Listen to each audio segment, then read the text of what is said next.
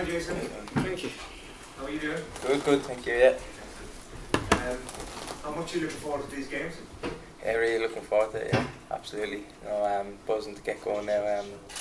Just been waiting, obviously, because we've had the last two results I think were positive, so we're just ready to go again now on Saturday. So. Scotland, though, will surely be out for revenge after the 3-0 result in Dublin. Yeah, I'd expect them to feel a bit hurt after the last day, and I think they should probably feel like that. So we're going to expect, obviously, a fast game and stuff, but we're looking forward to it, and I think yeah, we're all up for it and just ready to go. A big crowd at Hampden Park, that would be quite a challenge. Yeah, it'll be a good experience. Nothing that I suppose we haven't faced before. I think like the last day at the Avivas, against Scotland, the atmosphere was something I've never experienced. So I don't think they'll be able to match that atmosphere over in Hampden, to be fair. So. And how close do you think you are to starting? Is it too early in the week? A bit too early, yeah. I think we've only had one session, so hopefully I can play and contribute to the team. Do you know what I mean? That's up to the gaffer, obviously, but hopefully I can feature in some way, shape or form, yeah. And how would you assess the way the team has evolved and indeed the Nations League grew so far? Yeah, I think obviously we didn't get off to a great start. I think everyone knows that, but I think I think we made some good changes, for the Scotland-Ukraine game, and I think there has been a lot of positives overall the last couple of months and stuff, and I'm hoping we're starting to peak and starting to really get a bit of consistent form going now. Starting on Saturday, to continue the last two games, I feel so. That's a lovely, thank you. John Pan, please. Just on that, in terms of your international, you played against Scotland and you played in Ukraine, you hadn't really been involved even in March. Did you always feel that you would break back in when sort of the competitive fixtures came around? I always wanted to play, I think, in the first place, but I think football's ups and downs, and players come into form and players fall out of form and stuff, so it's always changing and it's always evolving. But for me, I think obviously I came in early, and maybe, to be honest, maybe some of my performances at the start of my own career maybe weren't up to scratch. I don't think I was playing at club level quite often and stuff, and now I feel like I'm playing at club level week in, week out, feel confident, feel ready, and feel like I'm after maturing, I suppose. So that's for me personally. But And just finally, just on that, the influence on your career, just tell us a bit about Graham Potter, how much of it been on the big thing, but was he honest with you in a way in terms of when West Brom came in that was the best thing for you, that he couldn't probably guarantee anything? Yeah, I think so. I think it just came to that stage in my career. I think initially I stayed in for 6 months before going on loan to Preston, and I felt the club were how would I say, interested in giving me more opportunity at the start of the window but I didn't end up getting to play as much as I wanted at Brighton, so I went out on loan, and then I think it just came to a decision where obviously a bid came in from West Brom and they decided to take it. So I was happy as well. I think it was the right move for me. I was 21 and I need to get out and try and find myself and play regularly. So. Aidan, please. Hey Jayson, just on that move, when you left Brighton to get first team football, which you're getting, but the club, the season hasn't gone to plan. Just talk through how difficult it's been overall since the season started.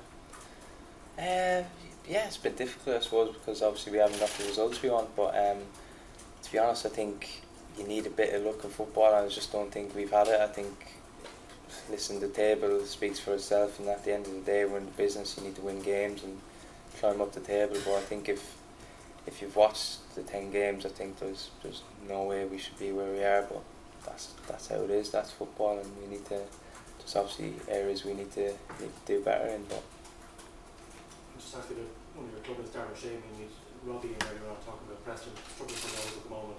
A lot of the strikers are scoring, but Darren at the weekend shows what it's like to play with Darren and that asset he has in terms of being a threat. Yeah, Darren's threat for set pieces and stuff, especially I've known Darren since I was a young lad, so to come up I feel like we have a good relationship with each other, and obviously he's been captain now a few games for West Brom this season. doing really well. So no, yeah, Darryl's a great lad, and I get on really well with him. So. Gavin? Hi Jason. One of the changes that was made midway through the last window was you were brought into midfield. Can you talk about what does Stephen want from you in that role? Yeah, I think maybe he wants the same as what he wants from all the midfielders, I presume. But obviously, I think I add a bit of energy and a bit of aggression and legs and stuff. And yeah, I feel like I came in maybe against Scotland and probably I felt I'd done okay, felt I'd done well. I was happy enough with my performance. Then Ukraine probably didn't affect the game as much, but I think we've probably maybe gotten away from what it is being Irish, and showing that level of aggressiveness and desire and stuff, because all of a sudden we're playing nice football and stuff. So I think it's just about finding the balance with that. So. Ed? Jayson, how you doing? You're a little bit critical of your early performances in the green jersey. Yet, when you come into the squad, it really was a crazy time within the squad, with COVID, with a new manager, everything that was going on with players, huge numbers of players being dropped out of the squad. So how does it compare now, the squad, and from your personal point of view of arriving into the squad, compare then to now, just coming into a sort of more settled team, and you're obviously 2 years more mature, so how do you see it all? Yeah, obviously I think I'm a lot more mature now myself in every way, shape and form. I think for me, when I first came in to play with Ireland, I remember lining up against Finland and there was no fans and stuff in the Aviva, and I think since I've been a young kid, that's always been the goal, to kind of play for your country, and you always had a vision of packed out Aviva, all this, and then ended up playing I think 10-11 games with no fans for Ireland, and it was horrible. So it was something that the fans are so massive and can really get the best out of you, I feel like, with fans and stuff, and it's just an unexplainable feeling. I feel having fans gives you that extra boost as a player as well. So it's total change now these days, isn't it? Oh, absolutely, yeah. I mean, with the fans, it's incredible. Like go back to the last Scotland game, there was incredible atmosphere and stuff. So yeah, they're vital, especially home games, it feels like. Paul? Just one question. You've got the permanent move now after being out on loan from Brighton to a few clubs. How important mentally to know that you're settled down for a few years at one club and you can push on? And you think you've improved in the last few months just having that sort of stability? Yeah, I think so. Yeah, I think I've had a good start to the season. To be honest, I've been quite happy with how I've done personally recently. So yeah, I think the move has helped. It can be quite a daunting experience being young and sort of unsure about your future, whether it be loan moves here, there, and not really knowing where you're going to be living and different stuff. So I think that side of it kind of gets left out of it, and yeah, I'm just happy that I'm somewhere where I'm enjoying living. I love the club. I think it's a great club. Yeah, and everyone's lovely around the place. So I'm really happy at West Brom. So. Alright. Do you look back at those games fondly, or are you more looking Azerbaijan, Scotland, those games when you have to be crowd? Oh yeah, absolutely, the crowd.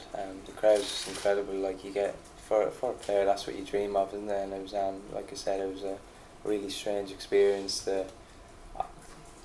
Me personally, I didn't really feel like I've played for my country with no fans, because it was something that it just felt so strange, because obviously no fans, and it didn't really feel like I've just went out and played for my country. So. Finally from Philip, please. Jayson, two very quick ones. 14 caps, you dual goal? Yeah, I suppose it's dual goal, yeah. It's something to bring to you mentioned about dribbling more, but that's something that maybe you could add to your game? Yeah, absolutely, yeah. 14 caps, no goals, so absolutely. And the second thing is, I'm not sure whether you have connection, I know you're Waterford, but they're a hometown team that'll go win at the weekend. Yeah, seen that, yeah. No, it was really good. Things are looking good for Waterford at the minute. They're doing well, and obviously a great win over Dundalk and stuff, so hopefully they can get a good draw. I'm not sure if the draw's been made. It has been made, yes. Semi-final. Who have they got? Gels. Right, that's alright, yeah, well, Damien Duff going down to Waterford, so we'll see how they get on. Do you know anybody in the team? I know a few of the lads, a few of the young lads that I grew up with. Shane Griffin, I think, is still there. So Griffo, I played with Griffo, growing up. So it's good to see these lads doing well as well at home. So If they get to the final, you've got to keep it Sunday, November the 13th clear. yeah, that's right. Yeah, absolutely.